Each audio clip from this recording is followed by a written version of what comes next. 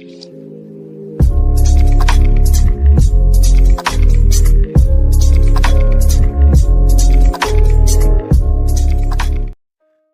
நண்பர்களே! நீங்க பார்க்குறது honing on two wheels. Spanish ஜிபில நடந்த எல்லா முக்கியமான விஷயத்தையும் இந்த வீடியோல நான் கொண்டு வந்திருக்கேன். வாங்க டைம் வேஸ்ட் பண்ணாம வீடியோக்குள்ள போகலாம். இந்த ஸ்பானிஷ் ஜிபில வெங்காயாவோட கம்பேக், அது மட்டும் இல்லாம மார்க் மார்க்கஸோட கம்பேக், இது எல்லாத்தையும் தாண்டி ஒரு முக்கியமான விஷயம் பார்த்தீங்கன்னா, அலெக்ஸ் எஸ்பார்கரோ வியாழக்கிழமை அவரோட ரிட்டயர்மெண்ட்ட பார்த்தீங்கன்னா அனௌன்ஸ் பண்ணியிருக்காங்க. ஸோ அலெக்ஸ் எஸ்பார்கரோ மோட்டோ ஜிபில ஃபுல் டைம் ரைடரா இருக்க போறது இதுதான் கடைசி வருஷம். இந்த வருஷத்தோட கடைசியில அலெக்ஸ் எஸ்பார்கரோ ரிட்டயர் ஆக போறாங்க. இந்த கேட்டலோனியா சர்க்யூட்ல போன வருஷமே அப்ரிலியா பார்த்தீங்கன்னா, பயங்கரமா பெர்ஃபார்ம் பண்ணாங்க. அதனால இந்த வருஷமும் பார்த்தீங்கன்னா, அப்ரிலியா மேல பயங்கரமான ஒரு எக்ஸ்பெக்டேஷன் இருந்துச்சு. அதுக்கேத்த மாரியே அலெக்ஸ் எஸ்பார்கரோவும் பார்த்தீங்கன்னா, புதுசா ஒரு ஆல் டைம் லேப் ரெக்கார்ட் பண்ணி போல் பொசிஷன் எடுத்திருந்தாங்க. இதுல குறிப்பா ராவுல் பெர்னாண்டஸோட பெர்ஃபார்மன்ஸ பத்தி சொல்லியே ஆகணும். இந்த குவாலிஃபிகேஷன பொறுத்தவரைக்கும் ராவுல் பெர்னாண்டஸ் பார்த்தீங்கன்னா, நல்லாவே இம்ப்ரூவ் ஆயிருக்காங்கன்னு தான் சொல்லணும் இந்த கேட்டலோனியா சர்க்யூட்ல. அடுத்ததா சனிக்கிழமை நடந்த ஸ்ப்ரிண்ட் ரேஸ்ல பார்த்தீங்கன்னா, அலெக்ஸ் எஸ்பார்கரோ தான் அந்த ரேஸ வின் பண்ணியிருப்பாங்க. அண்ட் செகண்ட் பிளேஸ் பார்த்தீங்கன்னா, Marc Marquez and third place பார்த்தீங்கன்னா, ரூக்கி பெட்ரோ கோஸ்டா. இந்த ஸ்பானிஷ் ஜிபில ஸ்ப்ரிண்ட் ரேஸ பொறுத்தவரைக்கும் Francesco Bagnaia, Brad Binder and Raul Fernandez இவங்க 3 பேர்த்துக்குமே பார்த்தீங்கன்னா, வின் பண்றதுக்கு 200% சான்ஸ் இருந்துச்சு. பட் ஆனா, ஒரு சில சின்ன மிஸ்டேக்னால இவங்க 3 பேருமே பார்த்தீங்கன்னா கிராஷ் ஆயிட்டாங்க. அதுக்கு அடுத்ததா சண்டே நடந்த மெயின் ரேஸ்ல பார்த்தீங்கன்னா, பெக்னாயாவோட ஸ்பீடு செம்ம அல்டிமேட்டா இருந்துச்சு. அதுலயும் முக்கியமா பெக்னாயா பார்த்தீங்கன்னா, டர்ன் 5 அதாவது முன்னாடி நாள் எந்த டர்ன்ல கிராஷ் ஆனாங்களோ, அதே டர்ன்ல பார்த்தீங்கன்னா, அதுக்கு அடுத்த நாள் ஹோயே மார்ட்டின ஓவர்டேக் பண்ணி இந்த ரேஸையும் பார்த்தீங்கன்னா வின் பண்ணியிருக்காங்க. இந்த ரேஸோடைய செகண்ட் பிளேஸ் பார்த்தீங்கன்னா, ஹோயே மார்ட்டின் அண்ட் தேர்ட் பிளேஸ் பார்த்தீங்கன்னா, மார்க் மார்கெஸ். இதுல மார்க் மார்க்கஸோட ரேஸ பத்தி கண்டிப்பா சொல்லியே ஆகணும். செம்ம அல்டிமேட்டா இருந்துச்சு. ஏன்னா 14வது இடத்துல ஸ்டார்ட் பண்ணி ஸ்ப்ரிண்ட் ரேஸ செகண்ட் பிளேஸ்லயும், மெயின் ரேஸ பார்த்தீங்கன்னா, தேர்ட் பிளேஸ்லயும் ஃபினிஷ் பண்ணியிருக்காங்க. இதுல இன்னொரு முக்கியமான ஹைலைட்டான விஷயமே பார்த்தீங்கன்னா, எல்லா ரைடர்ஸுமே மீடியம் டயர் தான் யூஸ் பண்ணியிருந்தாங்க. ஆனா மார்க் மார்க்கஸ் மட்டும் பார்த்தீங்கன்னா, சாஃப்ட் டயர் யூஸ் பண்ணியிருந்தாங்க. சாஃப்ட் டயர் யூஸ் பண்ணி இந்த அளவு பெர்ஃபார்ம் பண்ண முடியுமான்னு எல்லாருமே பார்த்தீங்கன்னா, ரொம்ப ஆச்சரியமா தான் மார்க் மார்க்கஸ பார்க்குறாங்க. அடுத்ததா இந்த மெயின் ரேஸ வின் பண்றதுக்கு பெட்ரோ கோஸ்டாக்கும் பார்த்தீங்கன்னா, கிட்டத்தட்ட ஒரு 50-50 சான்ஸ் இருந்துச்சு. பட் அன்பார்ச்சுனேட்லி பெட்ரோ கோஸ்டாவும் பார்த்தீங்கன்னா கிராஷ் ஆயிட்டாங்க. நெறைய பேர்த்துக்கு பார்த்தீங்கன்னா, ஒரு டவுட் வரும். அது என்னன்னு பார்த்தீங்கன்னா, அலெக்ஸ் எஸ்பார்கரோ இப்போதைக்கு பார்த்தீங்கன்னா, நல்லா ஃபாஸ்ட்டா இருக்காங்க. அது மட்டும் இல்லாம ஆல் டைம் லேப் ரெக்கார்ட் பண்றாங்க. போல் பொசிஷன் எடுக்குறாங்க. ரேஸ் எல்லாம் வின் பண்றாங்க. அப்புறம் ஏன் அலெக்ஸ் எஸ்பார்கரோ பார்த்தீங்கன்னா, இந்த டைம்ல ரிட்டயர் அனௌன்ஸ் பண்ணணும் அப்படின்னு சொல்லி நெறைய பேருக்கு ஒரு டவுட் இருக்கும்.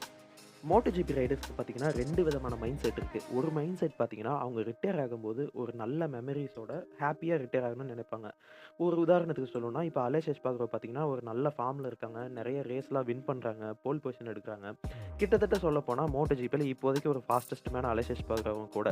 ஸோ இந்த ஒரு டைம்ல அலெக்ஸ் எஸ்பார்கரோ ரிட்டயர்மென்ட் ஆனாங்க அப்படின்னா, அலெக்ஸ் எஸ்பார்கரோட மனசுல நெறைய குட் மெமரீஸ் தான் இருக்கும். ஸ்ட்ரெஸ் பார்த்தீங்கன்னா கொஞ்சம் கம்மியா இருக்கும்.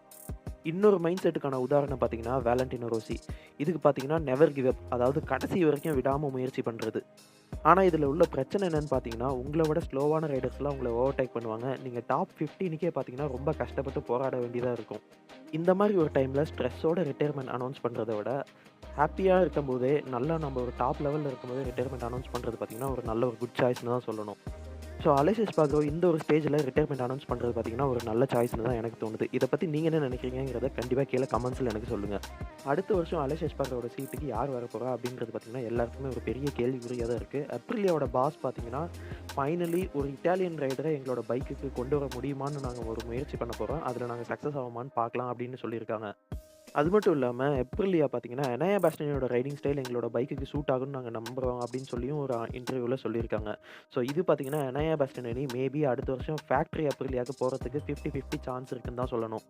யமஹா பார்த்தீங்கன்னா, அவங்களோட கன்செஷன நல்லா யூஸ் பண்ணிட்டு இருக்காங்க அப்படின்னு தான் சொல்லணும். ஏன்னா இந்த கேட்டலோனியா ஜிபில பார்த்தீங்கன்னா, யமஹா பழைய வண்டியோட கம்பேர் பண்ணும்போது இந்த வண்டி நல்லாவே இம்ப்ரூவ் ஆயிருக்கு அப்படின்னு தான் சொல்லணும். யமஹா பார்த்தீங்கன்னா, அவங்களோட ஏரோடைனமிக்ஸ் அது மட்டும் இல்லாம இன்ஜின் இது எல்லாத்துலயும் பார்த்தீங்கன்னா, நெறைய அப்டேட் கொண்டு வந்திருக்காங்க. இந்த அப்டேட் பார்த்தீங்கன்னா, கண்டிப்பா ரேஸ்ல உதவி செய்யுதுன்னு தான் சொல்லணும். இந்த பிரான்ஸ் ஜிபில எனாயா பாஸ்டின் இன்னைக்கு பார்த்தீங்கன்னா, லாங் லேப் பெனால்டி குடுத்துருந்தாங்க. அந்த லாங் லேப் பெனால்டிய டைமுக்கு கம்ப்ளீட் பண்ணல அப்படின்னு சொல்லி ஒரு டபுள் லாங் லேப் பெனால்டி குடுத்தாங்க. ஆனா அந்த double long lap penalty Enea Bastianini எடுக்கல. இதனால 36 செகண்ட் பார்த்தீங்கன்னா, எனாயா பாஸ்டினியோட ரேஸ் ஃபினிஷ் டைம்ல இருந்து பெனால்டி குடுத்துருக்காங்க.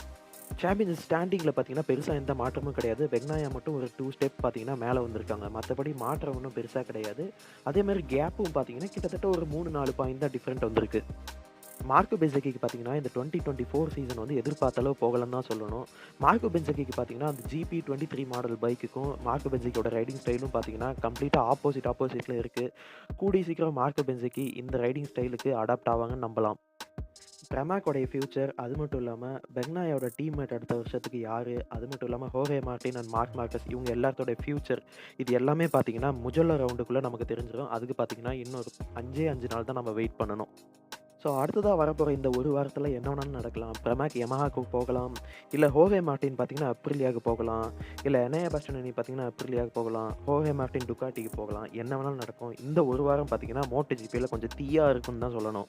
இந்த ஸ்பானிஷ் ஜிபில ரேஸ் வின்னரையும் தாண்டி ஒரு அல்டிமேட்டான பெர்ஃபார்மன்ஸ்னா, கண்டிப்பா என்ன பொறுத்தவரைக்கும் மார்க் மார்கஸ் தான் நான் சொல்லுவேன்.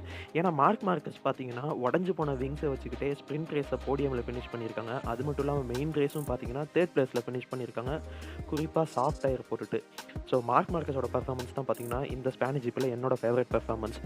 மார்க் மார்கஸ் மட்டும் சிங்கிள் லேப் ஸ்பீட இம்ப்ரூவ் பண்ணிட்டாங்க அப்படின்னா, இந்த டுக்காட்டில மார்க் மார்கஸ் ஒரு அன்பீட்டபிளா வரப்போறாங்கன்றதுல எந்த ஒரு டவுட்டும் கிடையாது. இந்த கன்செஷன்ல ஒரு பலனும் அடையாத ஒரே ஒரு டீம் பார்த்தீங்கன்னா, ஹோண்டான்னு தான் சொல்லணும். ஏன்னா, ஹோண்டா கிட்ட பார்த்தீங்கன்னா, எந்த ஒரு இம்ப்ரூவ்மெண்ட்டுமே தெரியல.